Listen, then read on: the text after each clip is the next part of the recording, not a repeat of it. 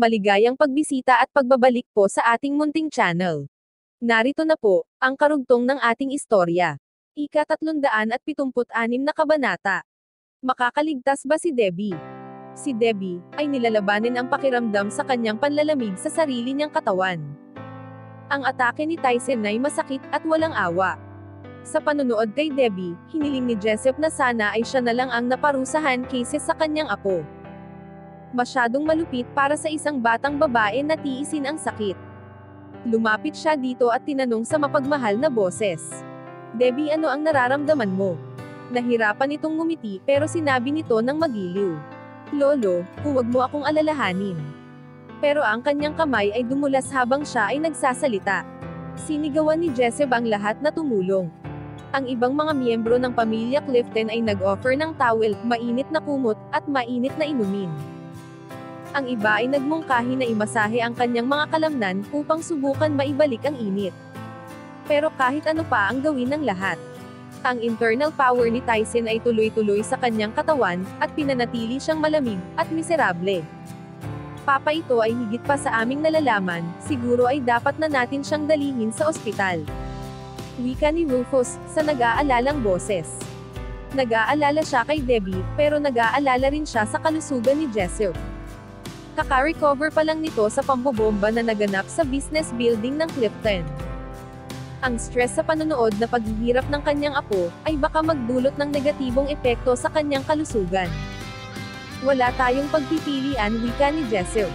Ako ang magdadala sa kanya sa ospital. Rufus, kailangan mong pabalikin si Alex dito, mula sa palasyo ng buwan. Si Rufus ay hindi na tumigil upang magpalit ng damit o kumain. Kumuha siya ng ilang gwardya, at mabilis na nagmaneho paalis sa kanilang lugar sa abot ng kanyang makakaya. Sa ospital, isang doktor ang sumuri kay Debbie, habang nanonood na nag-aalala ang kanyang mga pamilya. Sinabi ng isang miyembro ng pamilya. Si Dr. Howard ang pinakamagaling na doktor sa Baltimore. Malalaman niya ang dapat gawin, tungkol sa kanyang kondisyon. Gumuhit ang balat ni Jessup sa kanyang noo, at walang sinabi. Kalmadong naghihintay sa abot ng kanyang pasensya para sa konklusyon ng doktor. Pagkatapos ng mahabang paghihintay, ibinaba ni Dr. Howard ang kanyang stethoscope at huminga ng malalim. Mr. Clifton, wika nito, ang kondisyon ng pasyente ay kritikal. Ito ay kakaibang sakit, hindi ko naiintindihan ang nangyayari sa kanyang katawan. Ito ay isang lamig na nabubuo sa kanyang katawan, at palala ng palala. Kung magpapatuloy ito, natatakot ako na baka hindi niya makaya. Ang mukha ni Jessup ay nanatiling natural. Wala ba tayong magagawa? Sa ngayon ay wala pa. Ito ay lubhang kakaiba na sakit, sagot ni Dr. Howard. Siya ay sobrang naawa sa kalagayan ni Debbie. Sa isipan niya, ito ay sobrang lubha para sa isang batang babae, na magkaroon ng isang misteryosong sakit na nakakamatay, na sisira sa kanyang kalusugan. Walang katapusan ang pakikipaglaban na ito, wika ni Jessup. Pero lalaban ako sa lahat na kung ano man ang maiwan sa akin. Ang mukha at boses ni Tyson ay minumulto siya. Hindi niya makalimutan sa kanyang isipan, ang pagngisi nito. Maliwanag sa kanya, na si Tyson ay iniisip na ang mga normal na tao, ay mababa, parang isang insekto, na madaling durugin sa isang apak. Si Jessup ay umupo sa tabi ng kama ni Debbie. Si Jessup ay pinanood ang nahihirapang paghinga ni Debbie. Puno si Jessup ng pighati. Kakabalik pa lang ng kanyang apo, ilang buwan ang nakaraan. At pagkatapos ay mawawala na naman ito sa kanya. Sa likod niya, ang ibang miyembro ng pamilya ay sumang-ayon na kailangan makapunta si Alex sa ospital sa lalong madaling panahon. Natatakot sila na baka hindi ito makabalik sa tamang oras upang magpaalam kay Debbie. Si Alex ay walang idea na may kakilakilabot na nangyayari sa pamilya Clifton. Nang dumating siya sa palasyo ng buwan, ilang mga Appalachian Alliance ang nagpunta upang bisitahin siya. Ang palasyo ay puno ng selebrasyon. Biglang may nagsabi sa kanya na may matandang babae ang nasa labas na hinihiling siyang makausap. Pagkatapos niyang tumango, ang matandang babae ay pumasok. Ito ay sobrang liit. Tumingala ito at sinabi, "Nagpunta ako upang makita ang bagong pinuno, at leader ng bagong alyansa." Bagaman ang kanyang salita ay perpektong magalang, Ang boses nito ay mayabang ngunit masayang pakinggan. Mukha itong mapagkumbaba, pero mukha itong walang galang sa kanya. Gayunpaman si Alex ay lumakad upang batiin ito. Nang siya ay makalapit, napansin niya na ang mukha nito ay nababalot ng bulutong. Ang mga mata nito ay matamlay at malabo. Ito ay bulag. Pakiusap, maupo po kayo. Ang isang disipulo ay mabilis na kumuha ng upuan para sa matandang babae. Ang disipulo ay mabilis na bumulong. Ang matandang ito ay nagsisilbi sa nakaraang pinuno ng palasyo. Matagal siyang hindi bumalik, at mukhang narito siya ngayon upang makita ka. Si Alex ay nabigla, at mabilis na yumuko dito. Nakakasiguro na alam ang ginagawa niya kahit hindi siya nito nakikita. At tinulungan niya itong umupo. Pasensya na, at hindi mo nakita si Georgine bago siya namatay. Dalawang luha ang pumatak mula sa mata ng bulag na matandang babae. Nakakalungkot pero wala ito sa ating mga kamay. Si Alex ay nakaramdam ng sobrang lungkot. Nagsimula siyang ikwento ang mga huling araw ni Georgina. At umiyak silang dalawa sa pagkawala nito. Nang ang ibang disipulo ay nakitang malungkot na nakaupo ng magkasama. Nakaramdam din sila ng matinding kalungkutan. Ang simpleng pagkilos ng kabutihan ay nagbigay sa matandang babae ng mahusay na opinyon tungkol kay Alex.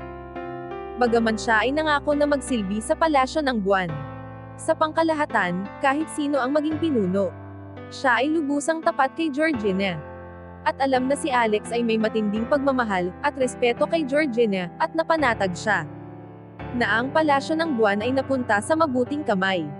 Pakiusap, sumunod ka sa akin, wika ng matandang babae. Nagsimula itong maglakad ng mabilis palabas ng palasyo. Si Alex ay sumunod dito. Sa kabila nila, ang bundok ay paakyat na nasa paligid ng palasyo. Nakatago ang daan sa mga puno. Bagaman ito ay bulag, siya ay pamilyar sa lugar sa paligid ng palasyo.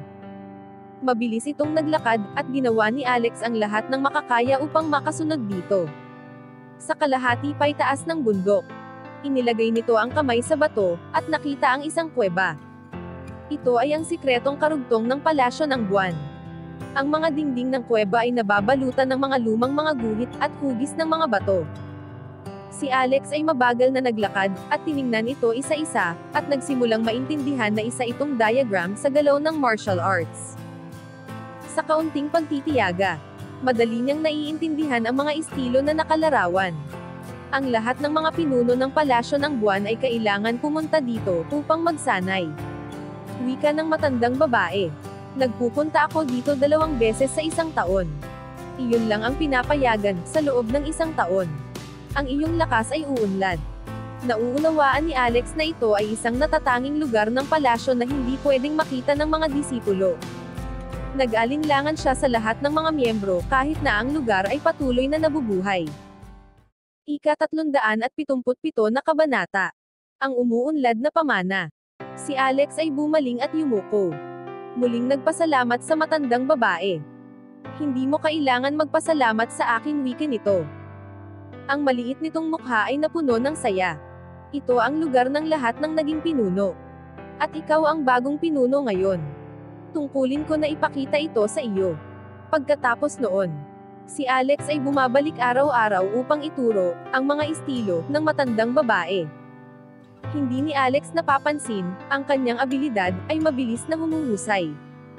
Habang lalong nag-eensayo, mas lalo niyang hindi napapansin. Masyado pang maraming dapat matutunan dito, kaysa sa mga kanyang naiisip sa mga nagdaang linggo. Pero ang matandang babae ay alam ang mahalagang parte ng kasaysayan ng palasyo ng buwan, at kung paano nabuo ang martial arts. Alam niya kung papaano ilagay ang magulong konsepto sa madaling pagpapahayag.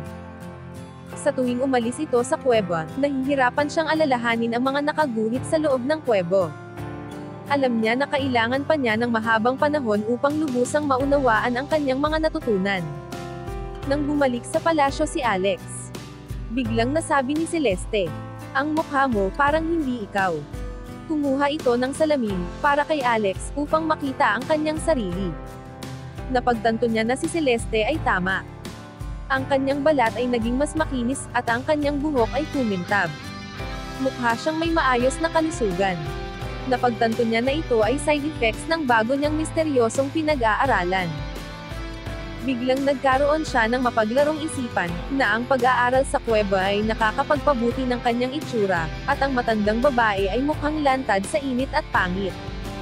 Pero alam niya na wala siyang lakas ng loob upang itanong ito kung bakit. Nang sandaling iyon isang disipulo ang pumasok. Kasunod ang isang lalaki na sumisigaw. Alex, hinahanap ko si Alex. Ito ay si Rufus, ang kanyang buhok at damit ay gulo-gulo. Napagtanto ni Alex na natagalan ito sa pagpasok. Ang mga kakaibang lalaki ay hindi pinapayagan pumasok. Ang mga disipulo ay binabantayan at malamig ang pakikitungo sa mga estranghero. Mabilis na ipinaliwanag ni Rufus ang sitwasyon ni Debbie. Si Alex ay nag-impake ng mabilis sa abot ng kanyang makakaya, at mabilis na sumama kay Rufus at sumakay ng sasakyan. Ang balita sa babala ng laban sa pagitan ng martial arts ay kumalat sa buong United States. Narinig ng mga tao na mayroon laban sa pagitan ni Tyson na pinuno ng Blood Brothers, at isang baguhan na kakaiba.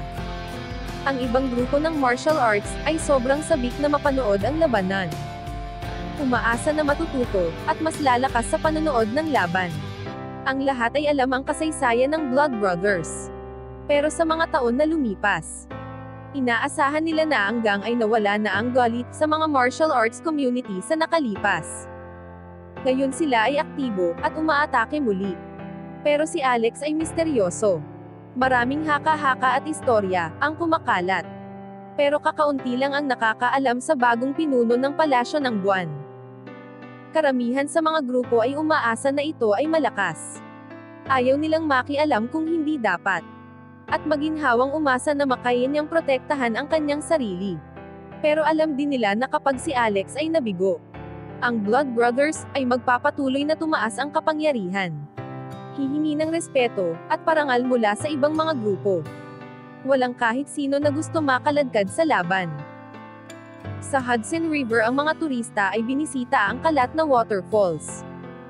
At ireserba ang malamig na panahon upang makita ang kahanga-hangang rock formation sa tabi ng talon. Ang mga turista ay nakulong sa Hudson River kung saan dumalas ang mga tao. Sa kabila ng mga taong dumating at nagpunta, si Tyson ay nag-set up ng camp upang maghintay kay Alex na dumating. At labanan siya. Kahit na malamig, siya ay nakasuot ng manipis na damit. Laging handa sa pakikipaglaban. Palagi siyang nakangisi at walang tinag. Ang mga haka-haka ay nagsimulang kumalat. At ang mga tao ay nagsimulang iwasan ang lugar. Pero ang ibang martial artist ay dumating at hinamon ang kanyang mga tagasunod. Ang Blood Brothers ay walang problema sa lahat. Ang isa sa mga estudyante na nagngangalang Jack. Nakita silang marami, at nagsimulang gumawa ng personal ng kanyang pangalan. Sa isip niya, ito ay mabuti para kay Jack, na maging notorious sa sarili niyang sikap. Ang mga haka-haka sa Blood Brothers ay bumagsak, simula nang kumalat na natalo ni Alex si Lee Harshaw. Ang tagumpay ni Jack ay isang paraan upang ipakita sa mundo, na ang Blood Brothers ay patuloy na gumagawa ng mga mandirigma ng higit kaysa sa mga dati. Ang pagkatalo ni Lee, ay hindi makakasira sa kanila. Pero si Tyson, ay naging mainipin, habang naghihintay kay Alex. Nang matanggap niya ang hamon, handa na agad siyang makipaglaban. Pero ngayon siya ay naghihintay sa ilog ilang linggo na. At walang anino ni Alex. Sa pagkaantala, walang ibang nasasaktan kundi si Alex. At habang tumatagal ang hindi niya pagpapakita, ang mga grupo ng martial arts ay nagsimulang mag-alangan. Siya ang pinakamagaling na fighter, na una sa listahan. Sa mga nagtataka kung may matututunan ba silang kahit ano sa baguhan, at nagsimula na pagtawanan ito. Wala nang nagtuturing sa kanya bilang banta o bagong pinuno. Ang ilan sa mga disipulo mula sa iba't ibang paaralan, ay umupo ng magkakasama sa isang coffee shops, malapit sa Hudson River. Pinag-uusapan ang sitwasyon. Narinig ko na inatake ni Tyson ang kasintahan ni Alex na ipinakita ang kanyang internal powers. Pero si Alex ay hindi pa nagpapakita, at wala pang ginagawa tungkol dito. Nagtataka ako ng labis wika ng isang disipulo.